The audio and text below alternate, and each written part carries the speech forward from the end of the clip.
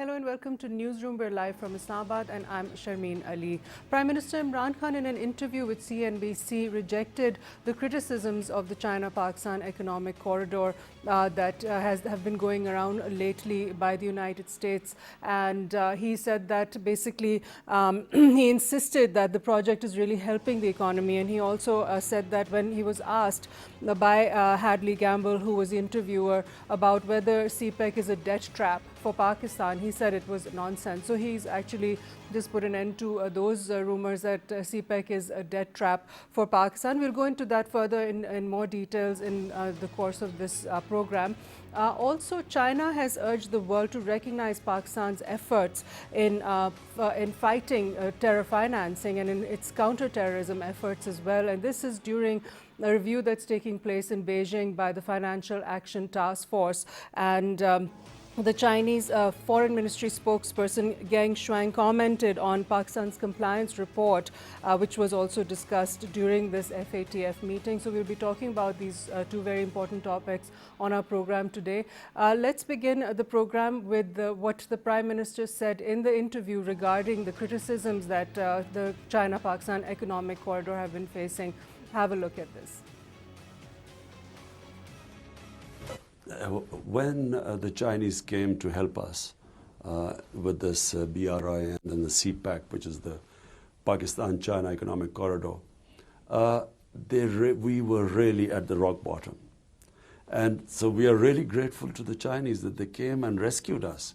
They they pumped in, even not just, they gave us loans. And loans, by the way, are not, they're barely 5 or 6% of our total loan portfolio, which is this nonsense that, Chinese, we are indebted to China. They actually helped us with investment, and because of them, it has given us an opportunity to attract foreign investment. So there was the Prime Minister responding to the criticisms of the China-Pakistan economic corridor. Let's have a discussion now with our participants. We have with us Major Ehsan Bashir, who's a senior analyst, and we also have with us online Mr. Yasser Masood from China. And thank you both for joining us in the program. Major Saab, let me begin with you. And let me ask you this, that the Prime Minister said that China came and helped us with the Belt and Road Initiative and CPEC when our economy was really at rock bottom. So can we give a bit of perspective to this, what the situation was for Pakistan at that time? Yeah, thank you very much. Prime Minister has been absolutely correct in saying that the economy of Pakistan at that time was at the rock bottom, and Pakistan really needed some friend, and actually some very great friend, to come in and rescue Pakistan and take out Pakistan from such a bad situation, which overall the world was seeing, and Pakistan was denied of every right, or everything which Pakistan was saying was really criticized and all that. It was China only who stood by Pakistan, not only in providing the economy. This is one thing that China pumped in the money into the Pakistan and all that, and came and became partners in Belt and Road Initiative, and selected Pakistan and asked Pakistan that whether you want to be with us or not. Then Pakistan assurance on that yes, this is such a game changer and it's a fortune changer in this entire world for that matter. So basically Pakistan was no doubt at the juncture where needed some good great friend, and China emerged once again at that particular time as a great grand friend, right, by bringing in the economy to a stability where we stand today, that where the Prime Minister has also mentioned, the foreign investors' confidence has not been built overnight, and not only just by mere few things. It is basically the fortune of the future which is being seen by the world, that here are the economies which is backed by China, and now again as a partner with Pakistan, Pakistan's stability has brought in the foreign investment to Pakistan. So obviously that also makes a very logical point that Pakistan always needed China at that time, and China came in for the help of Pakistan, and Pakistan is totally grateful to that, and Prime Minister has also expressed his gratitude basically towards the Chinese leadership who stood by Pakistan and had the confidence that tomorrow Pakistan is also going to deliver alongside with us. Right. Now I'd like to also include Dr. Yasir Masood, who's an international relations expert, and he's also an expert on CPEC. Yasir Sab, thank you for joining us. Well, thank you very much, Sharmeen. Yasir Sab, I'd like to ask you this now. The Prime Minister said that the Chinese at that time, when they came in and started this project in Pakistan, that they pumped in investments. It's not only loans. And he said that loans are only about 5 to 6% of the total portfolio. Can you elaborate a bit on this? Yes, first of all, I believe that Prime Minister Imran Khan he banks upon the right aspects regarding CPEC because, if we see that since the inception of China-Pakistan Economic Corridor, we have seen that a lot of criticism has been emanated from different countries. And for example, like in the case of CPEC, first of all, India came up with a lot of criticism, and it was labeled initially as a dead project, or it was labeled as a sort of a project which will doom Pakistan's economy, and it was called like it will turn out to be a East India company, a debt trap diplomacy. So we have seen this kind of lot of criticism which was emanated from India and from other countries. Right now, if we see, like, it does not make sense at all, because whenever the criticism emanates from the United States or from different diplomats, they should first study the whole portfolio of CPEC. If I give up the latest figures regarding the finances of CPEC, so up till now, since 2015 up till now, because this was the first phase of CPEC, around $20 billion have been invested in CPEC, has been in different projects. Out of that, only 5% is the loan part, and that is only 2%. The repayment will start from 2021, which is stretched into 20 to 25 years. The rest of the investment, or the rest of the finances are in different modalities. The total debt burden which Pakistan owes at the moment is about $110 billion to different countries. So out of that, only $5 billion with 2% interest is equal to nothing, because I'm not even talking about the benefits which will accrue through CPEC. So Prime Minister Imran Khan has been very logical in coming up with this kind of comment, that yes, it's a kind of hybrid warfare which is working against CPEC. The facts are completely the otherwise, which I just mentioned about the finances of CPEC. Right. Okay. So now we have that in perspective, that the financing is very clear, as Dr. Yasir said. Only 5 billion out of the 225 billion of all the debts are from CPEC. So, Major Ehsan, I also want to now get into the benefits that CPEC provides for Pakistan. The Prime Minister also said that China is helping Pakistan in technology transfer. There's, that's highly needed, and in the case of our industries, agriculture, etc. Yes, of course, absolutely right. And this cooperation, the cultural exchange program, is not new. And this had started much before the unwrapping of the unleashing of the CPEC. Cooperation in the cultural and agricultural, and then technology, and then education, even in towards that, even in the medical also. So there is you name a project, and the Chinese cooperation in Pakistan is seen there basically. It is, and most of them are part of the China Economic Corridor. Like, for example, the special economic zones which are going to be, built and coming up. They are by itself, economically generating. They will boost the economy of Pakistan. They will give a booster to the investors and also the industry which is here. Because as Yasir Sahab was saying, there was apprehensions that this is going to be sabotaged and the East India Company has come in and all that. Our industry has grown instead of wrapping up, industry has grown because the foreign investors are now likely to come in here and invest in the special economic zones as well, where the subsidized electricity, the gas, the infrastructures built for the energy is catered for, because there are 2-3 things which are required by the foreign investor. Once he comes in, he needs an assurance of security. He needs assurance that he earns out of what he invests here. And then the energy resources are compatible enough, or there are enough resources are available for their power resources are available for their industries to run. So Pakistan overall in these 3 things have gone miles ahead, and they have not gone only alone, but they have gone with the cooperation of China, for that matter. So therefore, the the slogan which always has been there, that this is a friend which is whose friendship is higher than the Himalayas and sweeter and deeper than the oceans and sweeter than the honeys and all that, is coming basically true.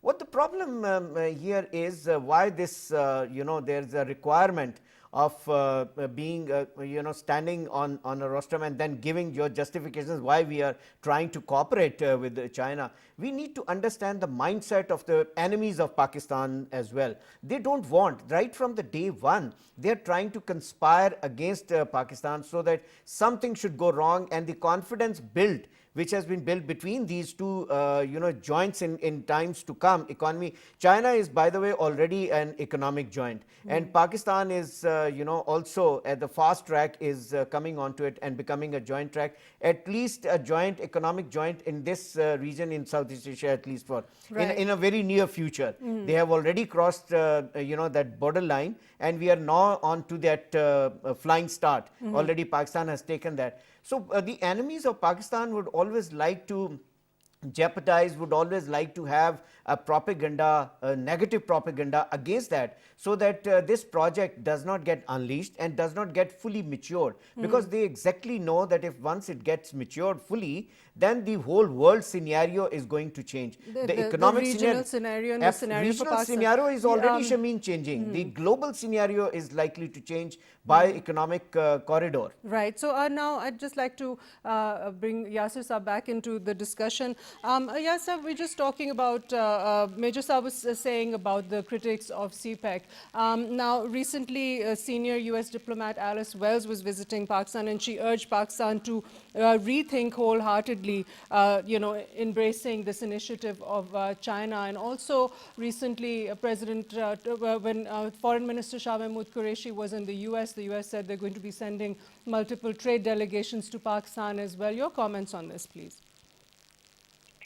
It's a very pertinent question, and this is not the first time, because if we see Alice Wells, they also commented, a comment came on 21st of November last year regarding the CPEC transparency and all that. So we have seen that since the inception of CPEC, the bigger question is that why United States of America or Indian diplomats or Indian writers or strategists, they're so much concerned about CPEC, because this is a project which is a flagship project, which is a bilateral project.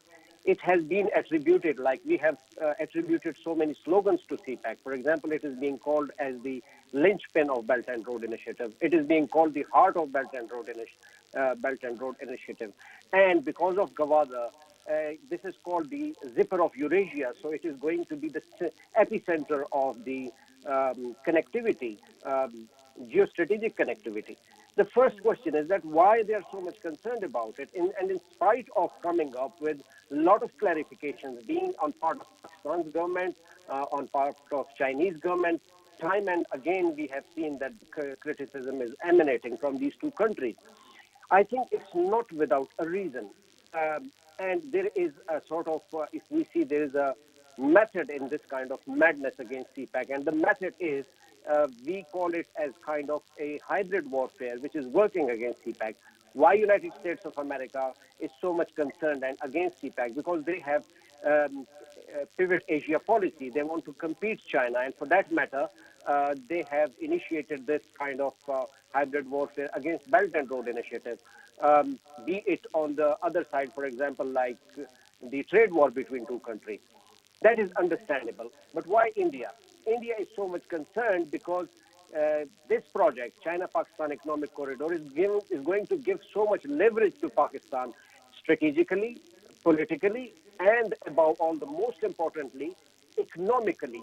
And that's where it is the real sort of, point of concern for Indians, because this is the only project which for the first time gave Pakistan a sort of a humongous opportunity, a historic opportunity, that Pakistan is able to work on the geo-economics, because up till now what we have seen, that wantingly or unwantingly, deliberately or otherwise, Pakistan has always cornered or remained under the policies of geostrategic compulsions or geopolitical compulsions. This is the first time that Pakistan is working on the geo-economics, and that has proved to be a recipe of success for all the developing states. And another thing which is very important, that for any developing states or underdeveloping states like Pakistan, the prerequisite is to have a lot of foreign direct investment. And this is for the first time that China has pumped in so much money into Pakistan. Why? And the other important thing is, like, we should understand that this is a kind of, a bigger game which is working against the BRI and CPEC. Now we need to understand that who are creating these narratives and how to deconstruct those narratives, how to defeat those narratives. This is also being called the perception management tools. This is also called fourth generation, fifth generation warfare, through which, a poison is being injected into the minds of people so that they become skeptical, they become doubtful against a project which is, we call that this can change the destiny of Pakistan. So we need to understand this, and we need to open our eyes, because unfortunately what happens because of this criticism, some of our journals, they join hands with this kind of narrative and start writing against CPEC. So Right. through your program, I would like to say that Pakistan needs to understand that this is a part of a big game plan against China-Pakistan Economic Corridor, which is working against CPEC. Right, and Major Saab, India's always had a problem with the CPEC being developed in Pakistan because of the fact that it goes through Gilgit-Baltistan as well, and they claim that this is disputed. That's one of the issues they'd raised about this project. India has got problems on everything, on all fronts. Pakistan is a sore thorn in their throat, and especially by not resolving the Kashmir issue, and it is today's 172nd day of the curfew in the occupied Indian Kashmir, and they have not been able to control that indigenous movement which has been there, and they have not been able to answer the world for the genocide, the human genocide which they have done. So basically they try to find out within their region, they are being secluded in a way that nobody is now buying the Indian narrative which they had built against Pakistan by labeling Pakistan as a terrorist funding country and as a nursery for terrorists and all that. Pakistan played very well, and Pakistan really wiped that off. Pakistan by number of operations which had gone in by the military of Pakistan, which they did, successful operations in Pakistan, they were only meant not to get some credit from outside, but then it was our necessity also at the same time. And we did that, and the world today stands by Pakistan by telling the world as a large, as a whole, rather, that Pakistan is a terror-free country, and Pakistan is on a growing axis on that. So basically Pakistan and China's friendship is not liked by, as I said earlier, by the enemies of Pakistan, and number one enemy, we all know it, it's India, who would never like Pakistan to grow, and also this this friendship also. They want to basically play a role of a guards or a watchman or a policeman in this particular region to arrest and control any other growing economy in this region. But China is not being controlled by them, and on someone else's saying, India is trying to play that card here, that they want to sabotage India by China and Pakistan's cooperation on CPEC, Right. so that Chabahar and the other interested places which they thought of can compete with Gwadar, but technically also it has been proved that Gwadar is much better port as compared to any other port in this area. Right. We're going to conclude this segment and we'll come back to the program and talk about the rest of our topics, but after this short break.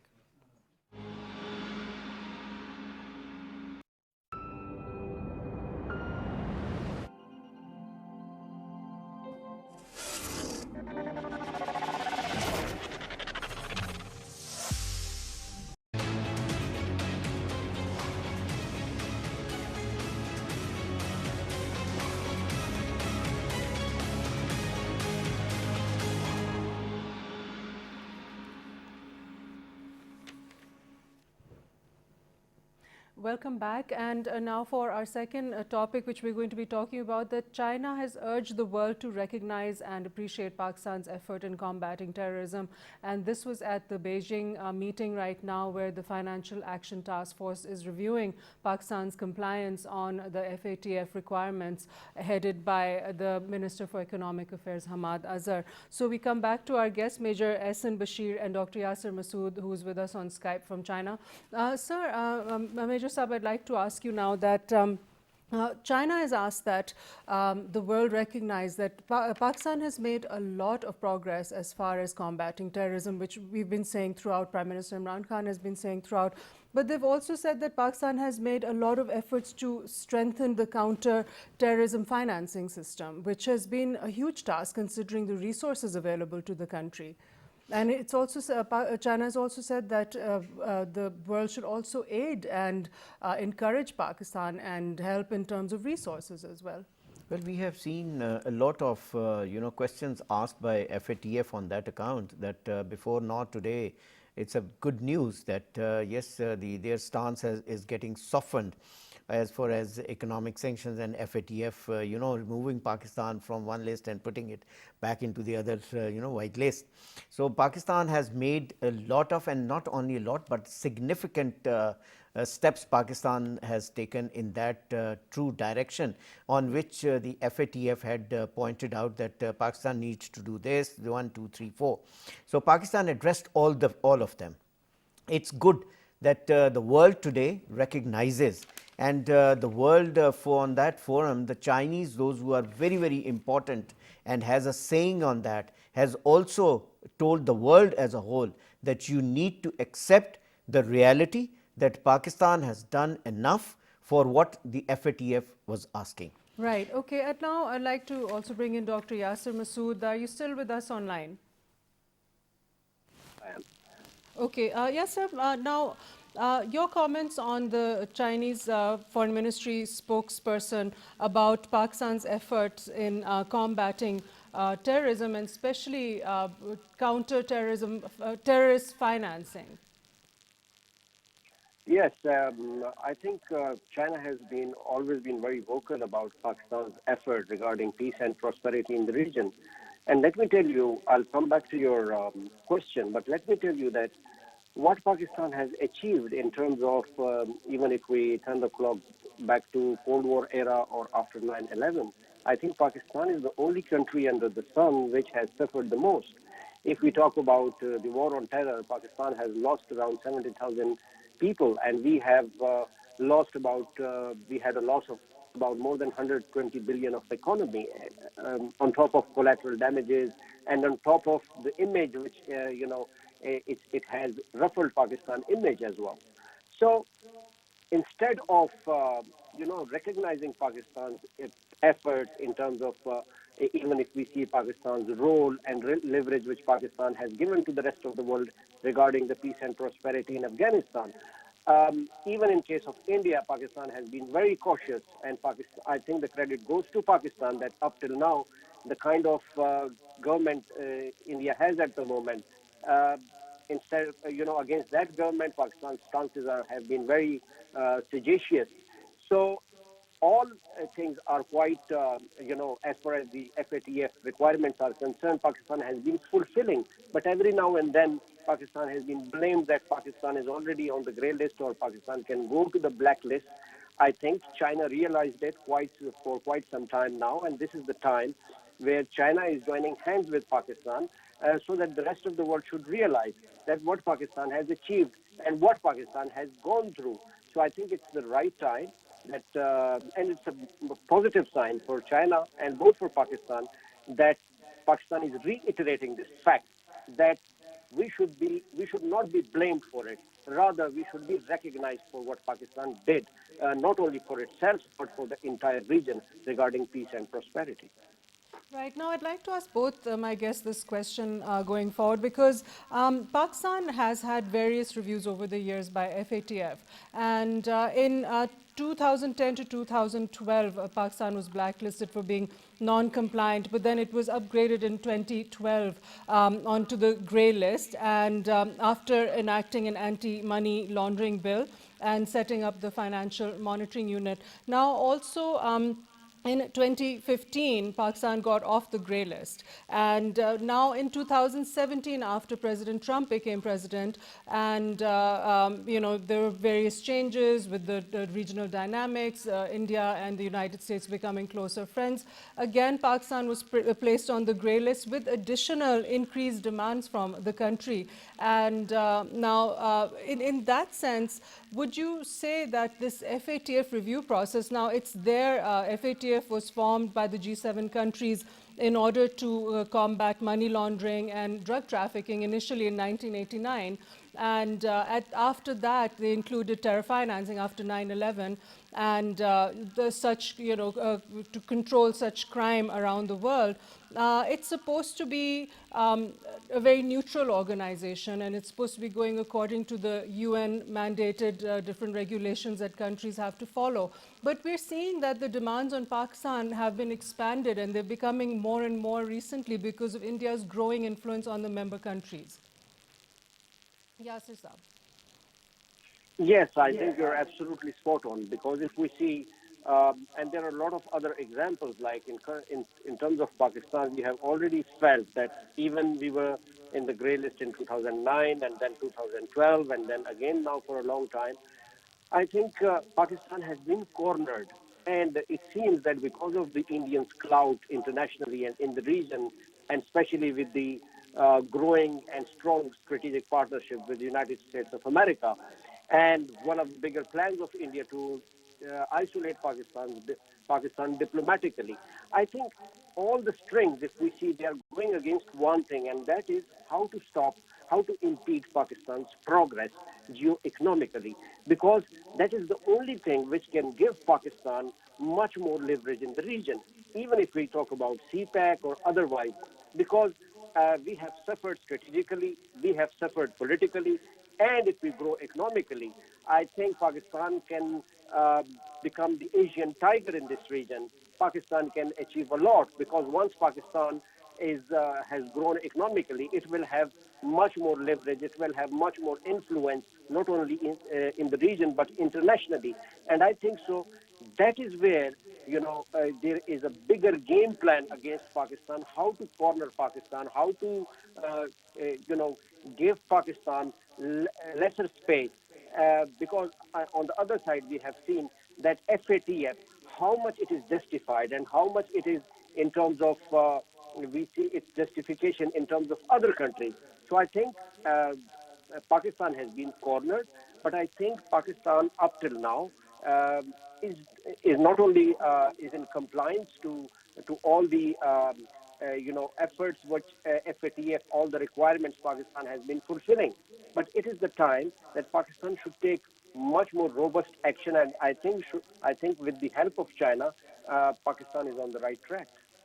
Right. Out of the member countries, China has always been speaking up for Pakistan in the FATF meetings. Now, Major Saab, the increased requirements by FATF since 2017 have included curbing hawala and hundi, and then there was also curbing cash smuggling. There were asset freezes were required of proscribed individuals and organizations, and they wanted more prosecutions, and also for financial systems, measures to be taken on that by the State Bank and the SECP. So your remarks on that. So we've come a long way in doing all of that. Yes, of course, we have come a long way, and let's just see that what was happening past 2013, and what was happening from 2013 to 2017 or 18.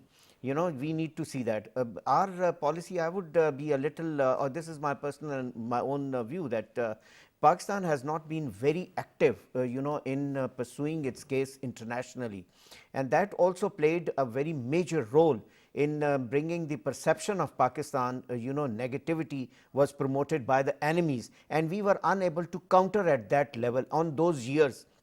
Now, since we see that it is being countered actively, our foreign policy is now active, our foreign diplomats are going there, our foreign minister is visiting, the country is being projected in that way, and we are pursuing our cases with FATF, and not only with FATF, everywhere, anywhere in the world. If such a thing comes up against Pakistan, Pakistan is there to plead its case, even in the international juries as well. So in front of that, do you think it should be a sort of a quid pro quo kind of a situation with the United States and Pakistan mediating a peace deal in Afghanistan, all the help with Afghanistan? Do you think that Pakistan should be asking the United States to help out more with easing these FATF I think Pakistan has already asked the US not only once but a number of times that, and they should understand it themselves also, that what all is happening in Southeast Asia and how to Pakistan. If Pakistan is an ally in the Cold War, Pakistan has been an ally, front ally of the US in the war, and which has brought success to the US, and if they want to claim that success, and in Afghanistan, if they want to have peace in Afghanistan, and today if they cherish that peace in Afghanistan is there, it has not happened without the help of Pakistan. Right. Pakistan has been playing a positive role.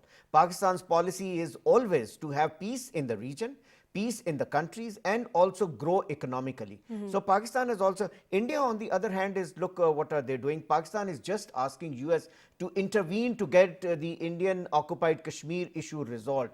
The US should not only merely say that yes, they will talk to the leadership of India, they should not bend it.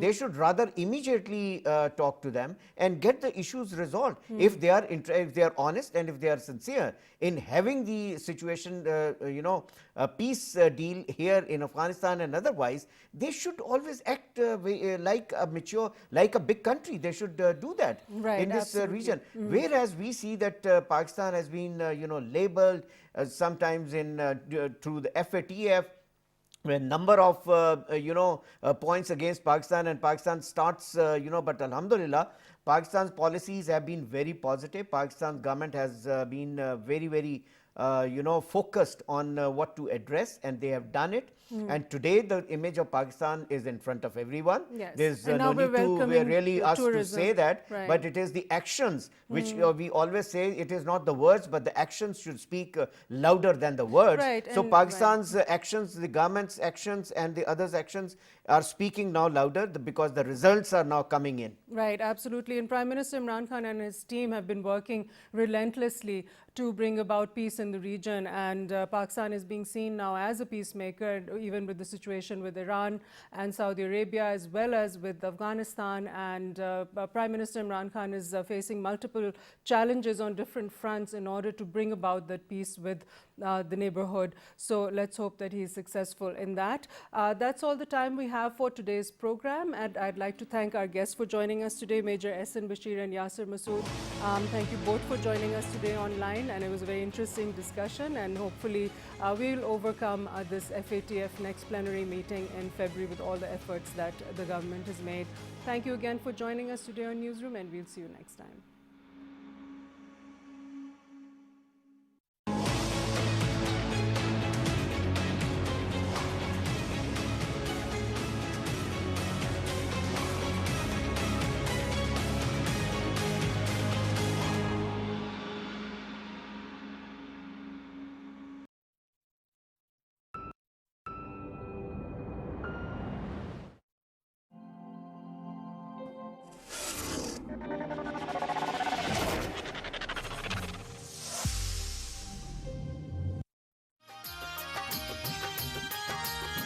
The first test match in Rawalpindi, so it's getting quite fantastic. Great. Thank you so much, Ahmed Nawaz, for giving your insights on this very important development, the Bangladeshi cricket team visiting Pakistan. Also, on our next story, there's a very big development as far as the Rohingya crisis is concerned in Myanmar. The International Court of Justice has ordered measures to prevent the genocide of the Rohingya Muslims in Myanmar. Now, the decision came despite the fact that the leader, Ms. Aung San Suu Kyi, she defended her country and she said that the whole genocide against the Rohingyas was due to militancy, and she justified it per that. And she also said that the military campaign was waged to tackle an extremist threat in the country, and also she said that it was due to an internal armed conflict triggered by Rohingya militant attacks on government security posts. Now, the measures this judgment is going to be binding on Myanmar. So, what in practical terms that the government is going to do in that country is yet to be seen. However, it is a very serious judgment indeed.